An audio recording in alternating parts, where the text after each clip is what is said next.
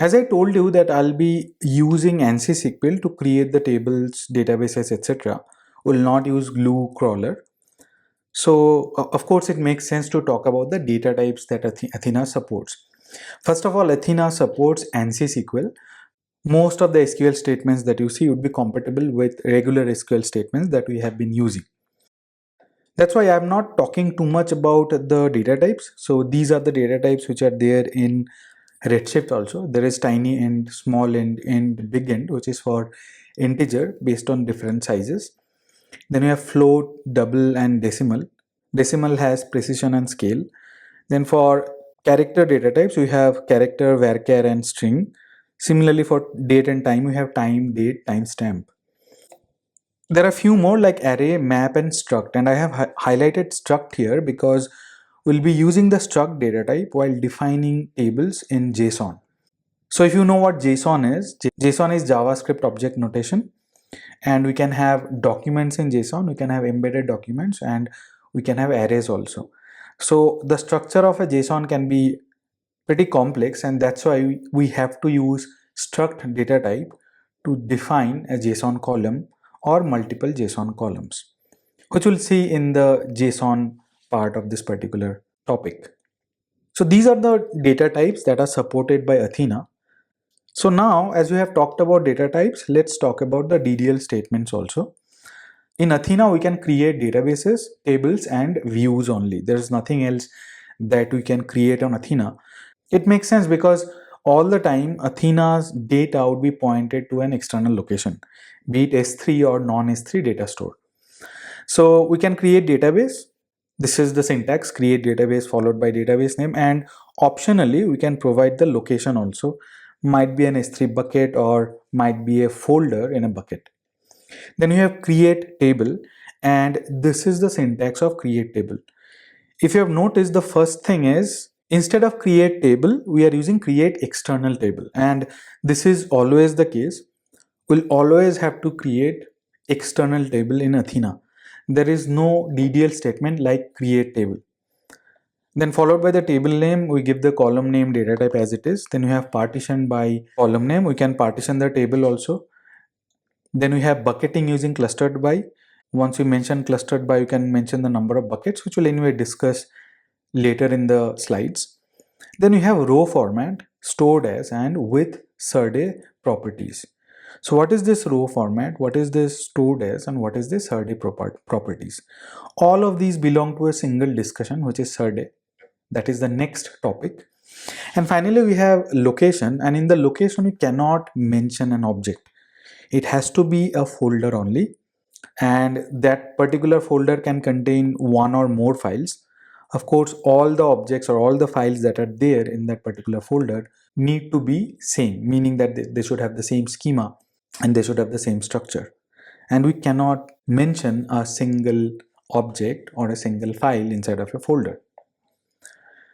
Then we have create table as, and this is how we create a table: create table, table name as, followed by the SQL query.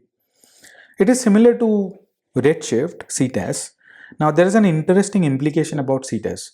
In Athena, we can use CTAS to convert one file format to another file format. I have not talked about file format yet, but when we discuss it, and we'll do the hands-on also, that using CTAS, we can convert, let's say, CSV file format to a Parquet file format, or maybe from a Parquet file to a CSV file, or Parquet to ORC or Avro, anything we want. Finally, we have create view, and this is how we can create the view. Again, this is very simple SQL statement. We create the table first, and on top of it, we create views. Along with this, we have other SQL statements also, like alter drop table, alter database, drop database, show commands, etc. Now, let's talk about the row and file format, which we had discussed or which we had seen in the previous slide. So here we had seen a row format, stored as, and SerDe properties. So after row format, we have the row format, and after stored as, we have the file format. So what are the rows and file formats that are supported by Athena? If we have CSV file, then the row format has to be mentioned with delimited fields terminated by comma, lines terminated by new line, etc. And then we have file formats like text file for CSV and TSV files. CSV is comma separated value and TSV is tab separated value. We mention ORC for ORC files that are in S3, Parquet for Parquet files that are stored in S3, Avro, similar Avro files in S3, and JSON, which are JSON files in S3. There are few more in row format also. So what are those row formats? Now, before talking about row formats, I'll have to discuss something called SerDe. So it is a short form of serialization and deserialization. What does that mean? What is this SerDe? What is this serialize and deserialize? So we know that we have Athena. We can use Trino, which is written in Java, or we can use Spark, which is written in Scala. And both are JVM based query engines or JVM based programming languages. And Athena is used to query files which are there in S3, and the files can be CSV, Parquet, Iceberg, JSON, etc. So what happens whenever we try to insert records using insert statement in Athena? So that records pass through something called a serialization process. So what happens in this serialization process is that the records which are in Athena representation, like insert into values, those are converted into bytes of rows or binary data by the serializer, because essentially the records are stored in binary. So the Athena representation, which is converted basically first into a JVM object, and then it is serialized to bytes of rows or in binary format, and then it is written to the CSV, Parquet, or whatever file format we mentioned. And while reading records using Athena, the bytes of rows or the binary representation is fetched from the S3 location. It goes through something called a deserializer or deserialization, which converts the bytes of rows or the binary representation into Athena representation. Of course, before that, it is converted to a Java object or a JVM object, and then it is converted to Athena representation, and then it is returned to the client. So this is in a nutshell the serialization and deserialization processes. So at a very high level, serialization converts from a certain format to a certain format. Now the end result of the serialization is a format which can be stored in Parquet, CSV, JSON, etc. files.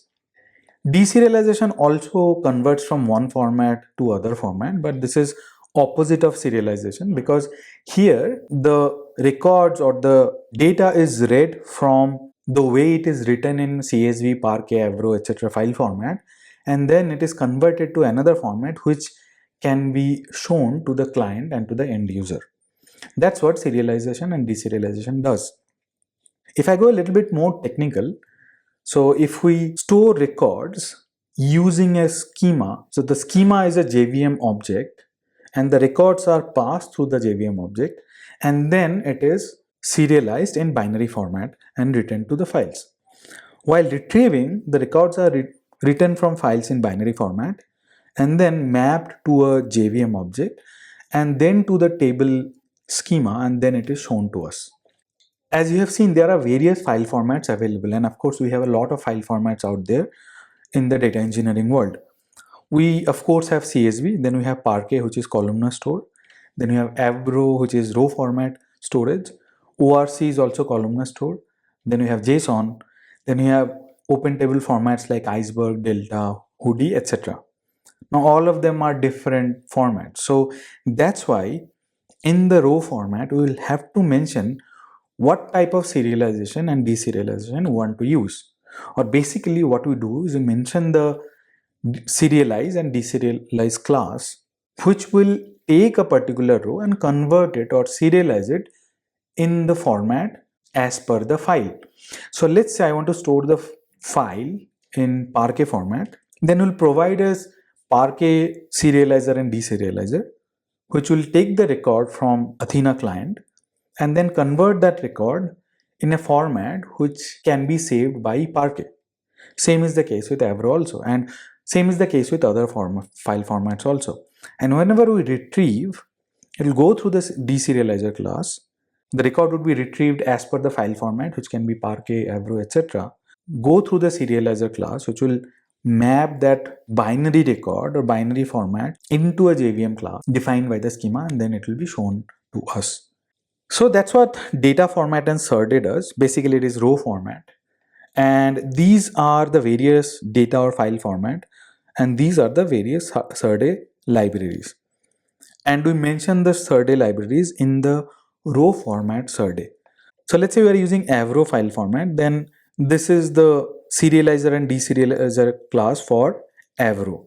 org.apache.hadoop.hive.serde2.avro.avro SerDe. So this is the serializer and deserializer class for Avro file format or Avro data format. For Parquet, Hive, SerDe is the SerDe library. For CSV, there are two, and I have mentioned the Open CSV SerDe here. Then for JSON also we have JSON SerDe. For ORC, we have ORC SerDe. In additionally, we have something called regex SerDe that is used to read records from AWS log files or various log files like network load balancer logs, VPC flow logs, etc. etc.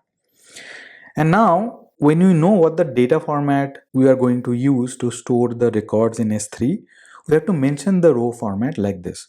So row format, SerDe followed by the SerDe library, any one of the SerDe libraries mentioned here.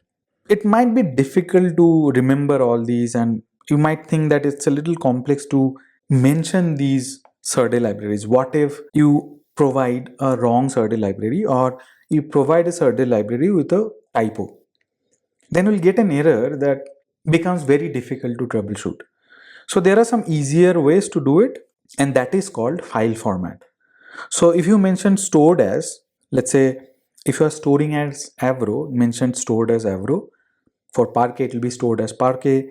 For text file or CSV, TSV, for JSON, and for ORC. So if you mention stored as these formats, then you don't have to provide the SerDe library. But when you do hands-on, we'll be doing hands-on using both SerDe library and using the file format also. So this is how you define the file format, which is stored as followed by the file format. Now let me go back to the DDL statement again. Now you know what have to be provided in the row format. It has to be SerDe followed by the SerDe library. If you do not want to mention the SerDe library, you can use the stored as followed by the file format. And remember that you can use both of them. You can use both row format SerDe followed by the library and stored as that particular file format. And with SerDe properties, basically we mention some properties for CSV files, for Parquet files, for Avro files, so on and so forth.